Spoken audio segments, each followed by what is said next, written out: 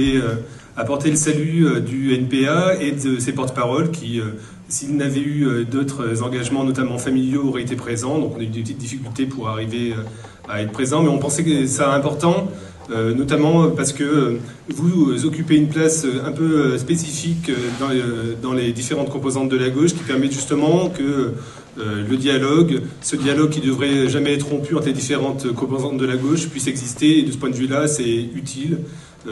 C'est pour ça qu'on vient et qu'on pense être important d'être présent pour discuter avec vous, quoi. La première chose, de ce point de vue-là, c'est la feuille de route pour 2012, elle vient de l'analyse qu'on porte de la situation politique actuelle. La situation politique, elle est marquée par un élément, un mot qui détermine tout le reste, c'est le terme de crise, ou plutôt d'articulation d'une crise économique, d'une crise écologique, d'une crise sociale d'une ampleur inégalée depuis les années 30. Et c'est à partir de là, à mon avis, qu'on peut comprendre dans quelle situation on doit déployer une note politique par rapport à 2012. Avec d'abord la première idée, qui est que 2012... c'est pas 2012. 2012, ça commence aujourd'hui. Et 2012, c'est d'abord et tout de suite dans les luttes sociales dont on a vu le frémissement ces dernières semaines sur la question des salaires, notamment dans la région, notamment en Haute-Loire, mais aussi à Toyota ou à Carrefour. C'est par rapport d'abord aux luttes sociales que la gauche politique doit s'unir et montrer qu'elle est en capacité de proposer une perspective politique, proposer une alternative contre ce gouvernement et sa politique. Ça, c'est le premier élément. Le second élément, ça se voit aussi à l'échelle plus large de l'Union européenne. C'est démontré par les mobilisations au Portugal, la grande mobilisation à Londres le mois dernier. C'est la résistance pied à pied contre les politiques d'austérité. C'est la résistance contre le consensus généralisé des politiques libérales et des bourgeoisies européennes, pour oser un gros mot, qui est celle de faire payer la crise à ceux qui en sont d'abord les victimes, à savoir les travailleurs eux-mêmes. De ce point de vue-là, il y a une difficulté, c'est que ces différents gouvernements, ils ne sont pas tous des gouvernements conservateurs ou des gouvernements ultralibéraux. En Espagne, en Grèce, d'un certain point de vue, dans d'autres régions encore, ces politiques-là sont menées par des gouvernements sociodémocrates, des gouvernements sociolibéraux, et c'est aussi face à ça qu'on doit s'affronter. Et c'est pour ça que moi je relais les formules que Corinne Morel-Darleux a défendues à l'instant. Oui, il y a un clivage qui continue de diviser la gauche entre deux aspirations, entre deux orientations politiques. D'un côté, ceux qui essayent de trouver une voie pour résister face à la crise, face aux politiques de guerre sociale que la droite mène, et de l'autre, une politique de cogestion de cette crise, main dans la main avec la droite et le patronat, comme on le voit en Grèce et en Espagne. Donc nous, on pense que ce clivage-là, il n'y a pas de synthèse possible pour le rassembler. Donc c'est pas d'assumer une division, c'est de dire voilà sur quel type de contenu on pense que l'unité de la gauche peut se faire. Bon, moi je suis partie prenante d'une logique politique qui est effectivement d'unir la gauche antilibérale, la gauche anticapitaliste sur la base d'une conviction. La première conviction, c'est il est possible de trouver un accord programmatique. L'accord programmatique, il pourrait être discuté.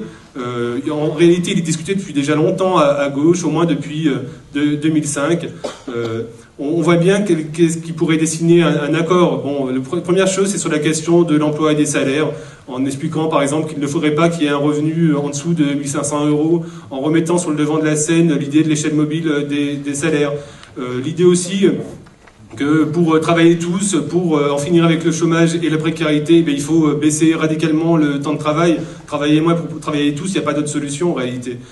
Mettre en avant aussi des éléments sur la transition écologique, sur l'idée qu'il faut changer de fond en comble le mode de fonctionnement, le mode de production des transports, de l'agriculture, y compris même des services publics pour arriver à poser la question d'une économie qui soit soutenable au niveau des questions écologiques. Et enfin, sur le contenu programmatique, c'est la question de la rupture avec la Ve République et ses institutions antidémocratiques, parce que la difficulté d'un tel débat 2012, c'est cet aspect course à l'échalote sur la question de la présidentielle, et c'est le pire des pièges qui est posé à gauche. La gauche, elle est forte de ses convictions, elle est forte du nombre de ses mandants, à savoir la classe ouvrière, le salariat. Elle n'est certainement pas forte de chercher des candidatures, de la concurrence libre et non faussée des différentes candidatures à la présidentielle. Dans un point point de vue, le piège qui nous est posé, c'est celui de la présidentielle. Un autre élément qui peut-être serait un élément de moins de résistance, ce serait de discuter concrètement, justement, d'un accord sur les législatives. Sur la question des législatives, c'est la discussion en fait sur le contenu de l'alternative politique, quoi. Le contenu d'une politique de rupture face au libéralisme et au marché. La formule de gouverner face aux banques est une formule juste, oui. Moi, je pense que aujourd'hui, l'unité de l'autre gauche, l'unité de la gauche antilibérale et anticapitaliste, d'une gauche aussi antiproductiviste, elle est possible. Mais de ce point de vue-là, il ne faut pas avoir de faux fuyants. Et le premier faux fuyant, c'est de penser que cette unité-là serait possible avec le Parti socialiste tel qu'il est, pas le Parti socialiste tel que vous le rêvez. Mais le Parti socialiste tel qu'il est, il ne permet pas, la politique qu'il défend en tout cas, ne permet pas un tel accord. Alors c'est difficile de le formuler comme ça parce que évidemment c'est la force hégémonique à gauche et d'un certain point de vue c'est évidemment une vraie difficulté qui est posée au monde du travail que la force hégémonique à gauche soit sur une orientation politique qui tourne le dos aux aspirations majoritaires du salariat.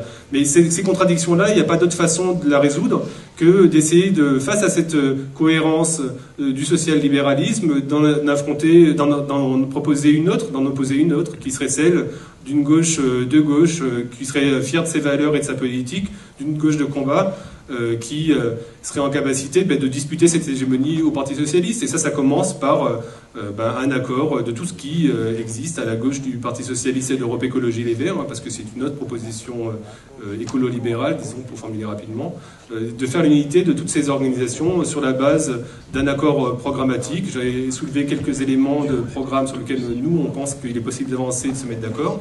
Et ensuite, sur la question d'une stratégie par rapport aux questions gouvernementales. Bon, ça aussi, sans faux fuyant, sans point aveugle, la question gouvernementale, elle se pose à nous comme à tout le monde, mais elle se pose sur la base d'une conviction, c'est que la seule manière d'envisager une participation gouvernementale, c'est d'être en capacité d'appliquer des éléments d'un programme de rupture avec le libéralisme, avec le capitalisme. C'est de refuser de participer de cette grande cogestion de la crise telle qu'elle existe avec Papa Andréou et qu'elle existera si d'aventure DSK ou Martine Aubry pouvait être élu. Donc de ce point de vue-là, c'est à ça qu'il faut essayer de répondre devant le salariat lui-même, devant les citoyens eux-mêmes. C'est est-ce qu'il y a la possibilité de trouver un accord sur un contenu politique de rupture avec le libéralisme et avec le capitalisme en complète indépendance vis-à-vis de la politique sociale libérale du Parti socialiste. C'est des discussions que nous, on soumet à la discussion. Et bon, évidemment, on sait que ça ne fait pas consensus de manière générale, mais il y a des éléments dans le programme du parti de gauche de manière singulière, mais aussi de manière générale du côté du front de gauche, qui montrent que cette politique-là, elle est ouverte, qu'il y a une possibilité qui existe. La lucarne est sans doute très courte, très limitée dans le temps, mais une possibilité existe de trouver un accord. Si tant est qu'on veuille se mettre d'accord justement sur le contenu programmatique et la perspective stratégique, quoi, disons, cette indépendance vis-à-vis de la social-démocratie. Nous, on pense que ça, c'est possible, et c'est ça les éléments qu'on soumet à la discussion par le biais d'un accord majoritaire du CPN, du NPA, qu'on soumet à la discussion dans les semaines à venir. Bon, on sait bien aussi que ces difficultés... les obstacles à une telle politique sont très nombreux.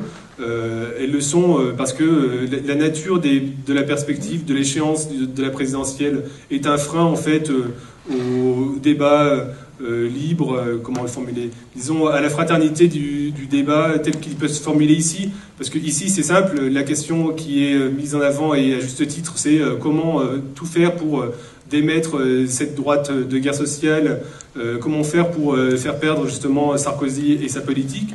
Mais dès demain, c'est la concurrence libre et non faussée des différentes organisations qui se remet sur le devant de la scène, et ça c'est une difficulté.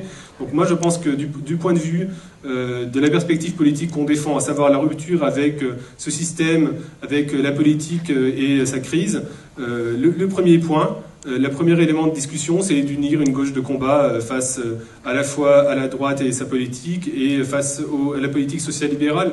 Oui, c'est possible, et non seulement c'est possible, mais en plus c'est nécessaire.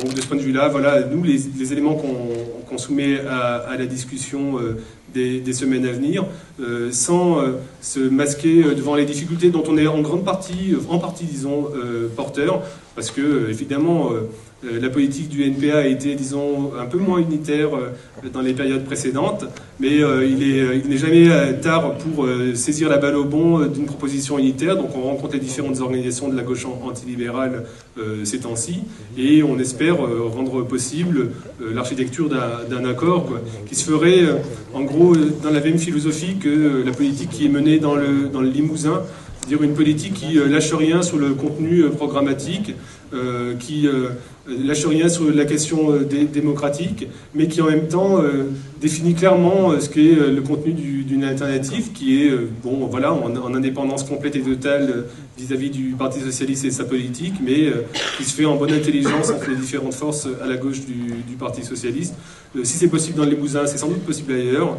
Donc c'est un peu à cette idée-là que moi, en tout cas, je m'attelle, à savoir multiplier les Limousins. C'est un peu ça, à mon avis, la perspective que nous laissons.